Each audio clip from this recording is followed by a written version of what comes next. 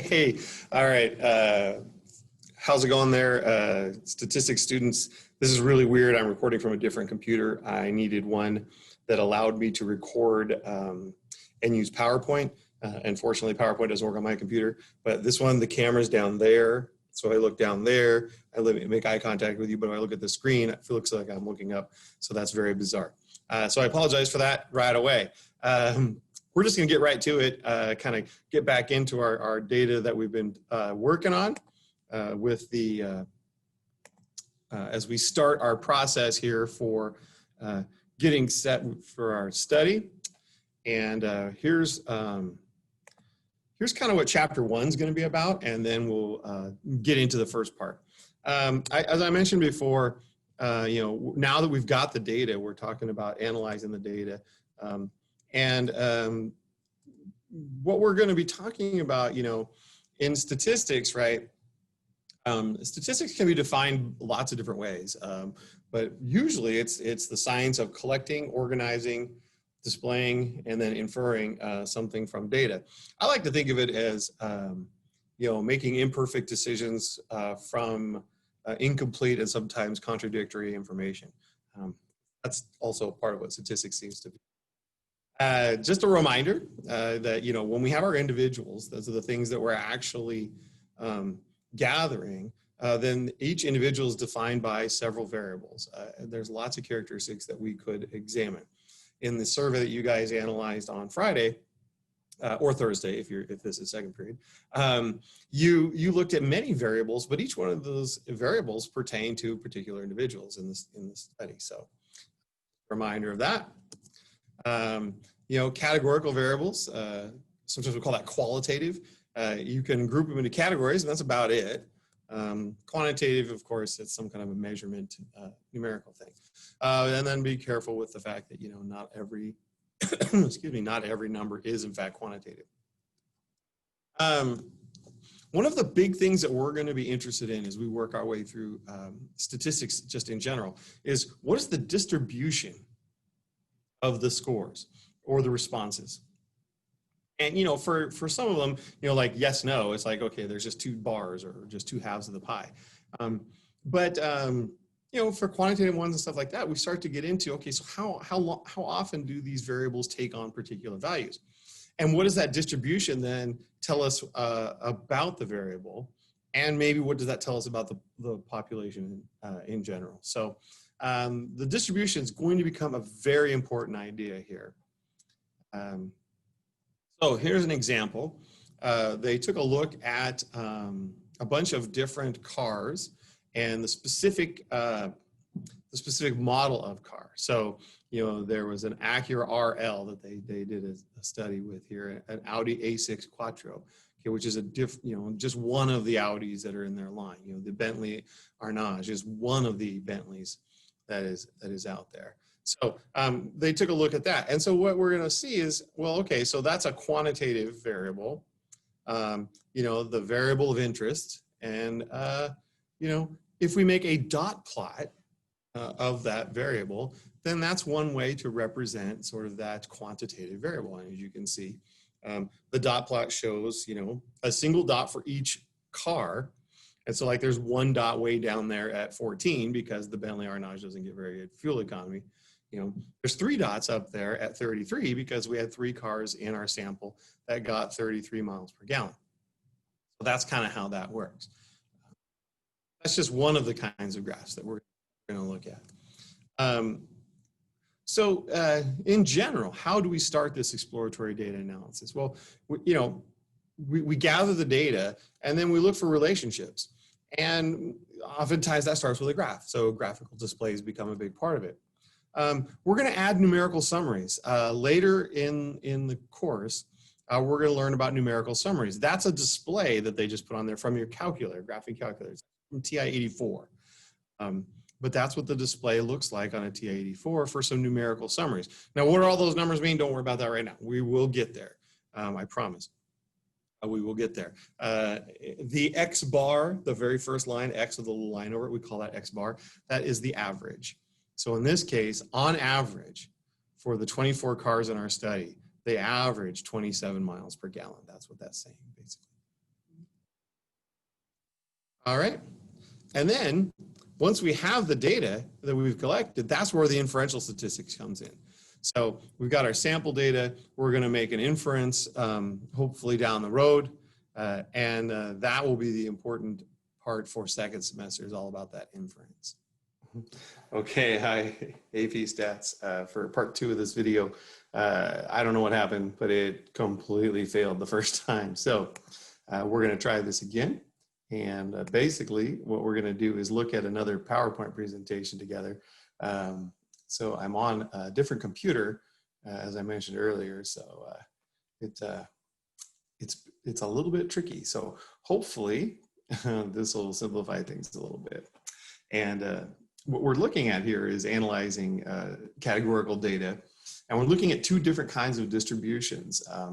Distributions are kind of what are the values that the data takes on, and how often does it do that? And so we're going to look at some sample data that came from a study where they asked a bunch of young adults, I think they're about 18, 19 years old. They asked them, what do you think the chances are that you're going to be rich by the time you're 30? And by rich, they define that to be making significantly more than median income or middle income. So the 2 types of distributions we're going to look at are called a marginal distribution and a conditional distribution, sorry. They come to us from these things called two-way tables. Now, a two-way table is just a way to organize data that has 2 variables. And so when we have our data, the one that we have here that we're going to see in a minute has gender as 1 variable. And then it's got what did they rate the probability they were going to be rich by the time they were 30.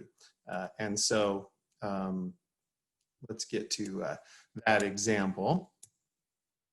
Sorry, like I said, guys, I have to get to that example here. This is just an example that we don't need to, we've done pie charts and bar charts. And well, of course, our authors are big fans of the cartoon comic Dilbert.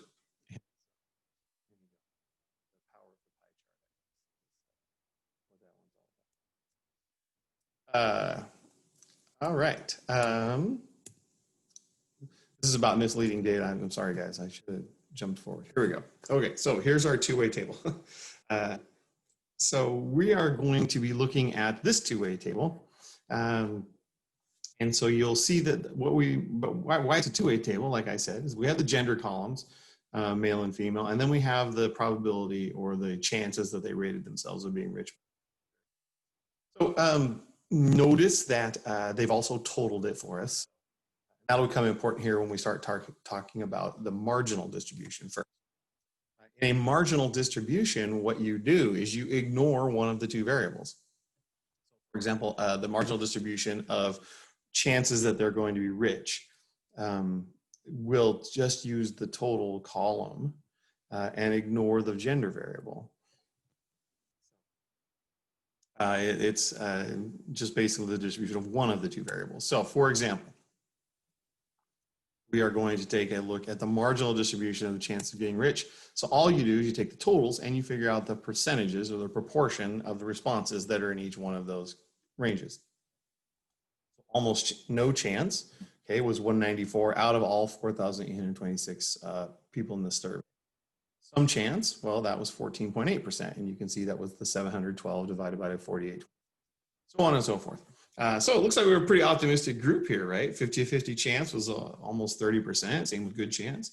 Almost certain, 22.4%. So yeah, we got some people who are pretty optimistic about their chances of being rich, making significantly more than middle income by the time they're 30.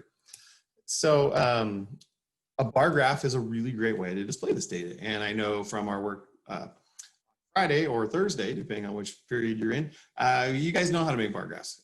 You know, make the bars all the right width, equal width. The height represents the frequency, or in this case, the percentage of responses. And yeah, it's just a single variable display.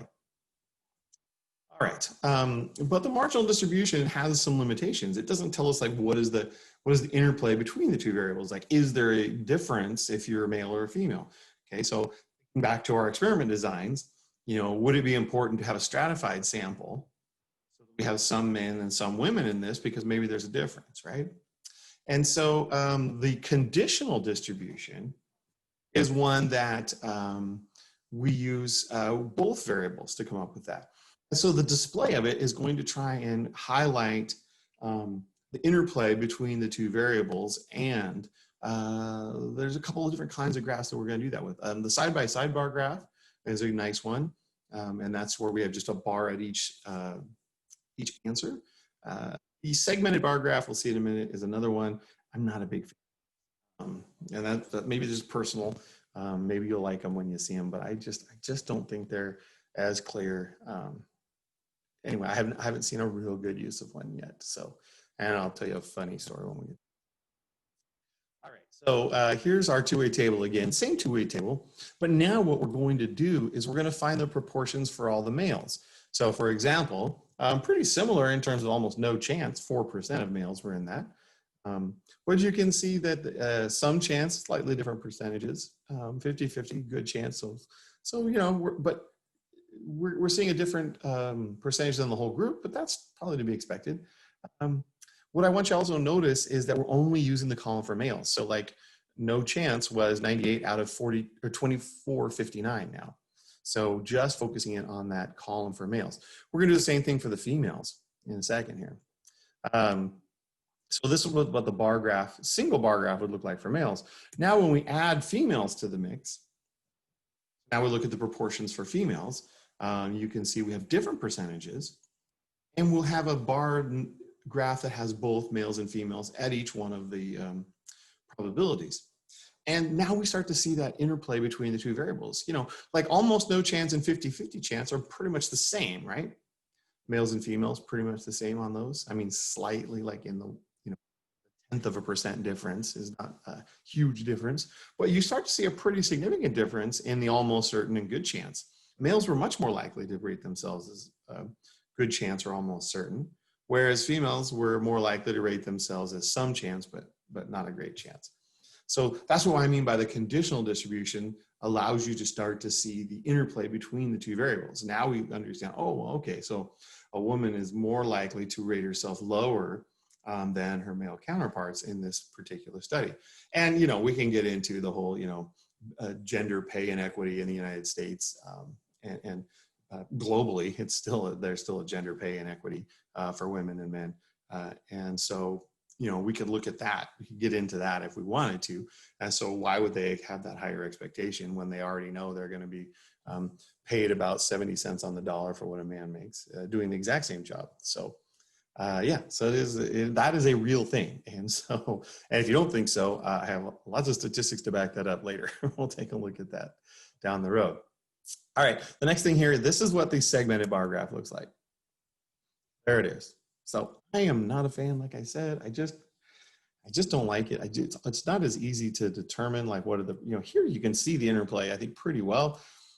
Here I just don't know, you know, like is that green slightly bigger, or is that, you know, I can see the difference in the reds, right? But those purples, are they really that different, or are they about the same? I can see, yeah, I'd say the whatever you want to call that top one, turquoise.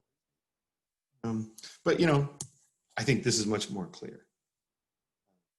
And here's what happened to me. I was working on a presentation. I was presenting to actually the state legislature, pretty important presentation. And I was working out with a couple other people.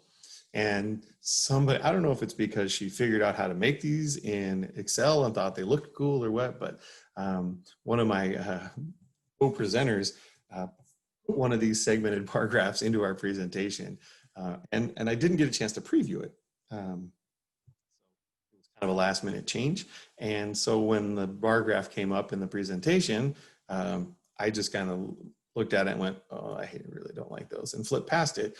Well, of course, which graph did they have lots of questions about? You know, so I had several state representatives, the senator, the lieutenant governor was in there. And this was the graph that they wanted to have the most questions on because they didn't understand it either.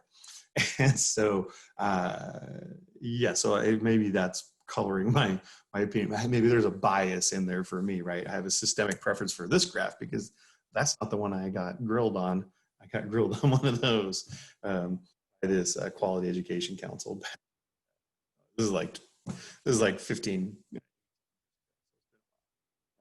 haven't been asked back to testify since, so Maybe they didn't like my explanation. So anyway, guys, that's the types of graphs that those are the types of distributions that we're going to be looking at. In general, if when we are faced with a statistical problem, there's a 4-step process. So our authors of our book basically put forward this idea that there's a 4-step process that you should follow every time you have a statistical problem. Later on, when we get into some of the more technical, higher powered statistical stuff, I'm actually going to break it down into more steps than this. These are pretty general, but these are nice general 4-step process that you should use.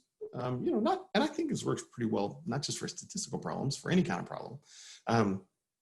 So the 4 steps are going to be state, plan, do, and conclude. And so, state is like, what is the question that you're trying to answer? So maybe we were interested in, is there a difference in how men and women view their likelihood of being rich by the time they're 30? That's whatever the question is that you're trying to answer, okay? Who is more likely to win the presidential election on November 3rd? Okay, so we might ask that question. Or, what impact does President Trump getting coronavirus, getting COVID-19, what impact does that now have on the presidential election? Is that going to impact his chances of being reelected as president? Those are all questions that we might try to ask. Step 2, plan. Okay, so how would we answer that question? In a lot of those cases, it would be like sample, right? Sample and survey. It would be easy for us to say, well, gosh, I wonder what impact this COVID-19 diagnosis has had on his chances. Now let's go out and sample and see what they're saying about it, right? So that's your plan, okay?